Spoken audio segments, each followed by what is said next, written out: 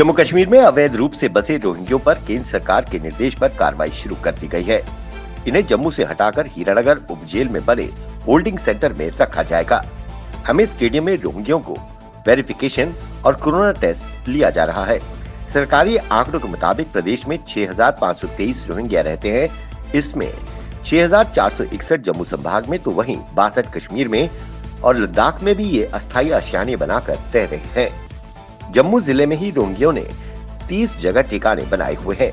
बड़ी तादाद में भटिंडी से रोहिंग्यों को शिफ्ट किया जा रहा है, जिसमें पुरुष, महिलाएं, बच्चे समेत वेरिफिकेशन के बाद सामान उठाकर जाते नजर आए। जिला सांबा के रामगढ़ में कांग्रेस पार्टी ने महंगाई को लेकर बीजेपी की केंद्र सरकार के खिलाफ रोष रैली निकालकर विरोध प्रदर्शन किया। इस दौरान प्रदर्शनकारियों ने हाथों में थालियां बजाकर महंगाई कम करने की मांग की।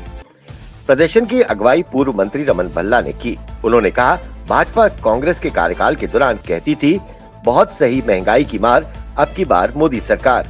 और आज गैस सिलेंडर 900 रुपए है और पेट्रोल 100 के पार पहुंच गया है। उन्होंने कहा कि महंगाई बढ़ने से आज लोगों को 2 वक्त की रोटी नसीब नहीं हो रही है। उन्होंने कहा कि केंद्र सरकार को फौरन महंगाई कम करनी चाहिए।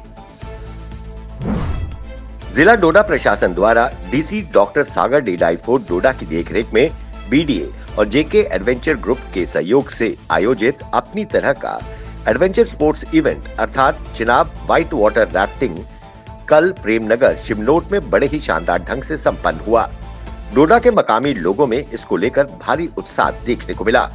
इसमें जिले भर से लगभग 1500 लोगों ने भाग लिया। बंगाल के नंदीग्राम में भाजपा के उम्मीदवार शुवेंदु अधिकारी के बयान, अगर तृणमूल कांग्रेस सत्ता में वापस आती है तो पश्चिम बंगाल कश्मीर बन जाएगा। इस पर जम्मू कश्मीर के पूर्व मुख्यमंत्री उमर अब्दुल्ला ने तंज कसा है। उमर ने कहा कि भाजपा के मुताबिक अगस्त 2019 के बाद कश्मीर स्वर्ग बन गया है, तो पश्चिम बंगाल के कश्मीर बनने में क्या गलत है। बंगाली लोग कश्मीर से प्यार करते हैं, हमसे बड़ी संख्या में मिलते हैं। इसके बाद अब्दुल्ला ने शुवेंदु अधिकारी के बयान को बेवकूफी करार देते हुए माफ करने की बात कही। प्रधानमंत्री नरेंद्र मोदी ने कल पश्चिम बंगाल विधानसभा चुनाव के लिए भारतीय जनता पार्टी को मजबूती देने और जनता का भरोसा जीतने बंगाल के दौरे पर पहुंचे।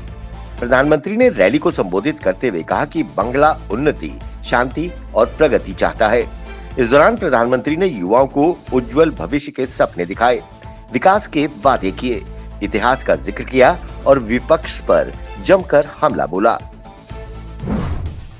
जिला रामबन की खीरी तहसील में स्थानीय लोगों द्वारा कई अरसे से सड़क की मांग की गई, जिसे अभी तक पूरा नहीं किया गया है। ये कई सालों से लंबित है। सरपंच मोहम्मद रफीक ने मीडिया से बातचीत के दौरान कहा कि 6 साल से सड़क का कार्य जारी है, पर अभी तक मुकम्मल नहीं हुआ है।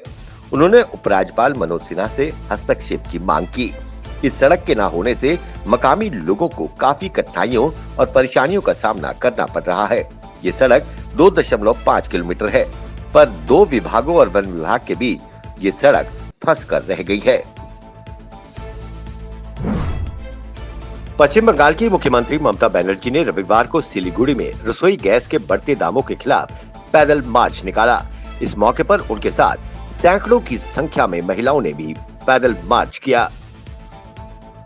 ममता बनर्जी ने सिलीगुड़ी में पदयात्रा के बाद कहा कि प्रधानमंत्री बंगाल में है, हमने ये उन्हें दिखाने के लिए प्रदर्शन किया है। उन्हें जवाब देना चाहिए कि पेट्रोल, डीजल और एलपीजी के दाम क्यों बढ़े हैं। ममता ने आगे कहा कि प्रधानमंत्री सिर्फ भाषण देते हैं। उन्होंने कहा कि प्रधानमंत्री कहते हैं बंगाल में परिवर्तन होगा। मैं बताना चाहती हूँ कि केंद्र में बदलाव होगा और प्रधानमंत्री की कुर्सी जाएगी।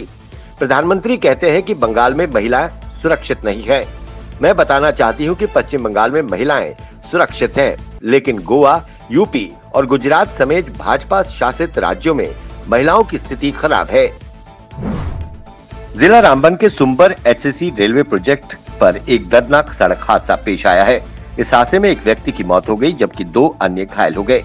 वहीं मकामी लोगों द्वारा एचसीसी के खिलाफ रोष प्रकट किया गया कि कंपनी ने घायलों के लिए एम्बुलेंस की व्यवस्था तक नहीं की। घायलों को उपचार के लिए अस्पताल में ले जाया गया है।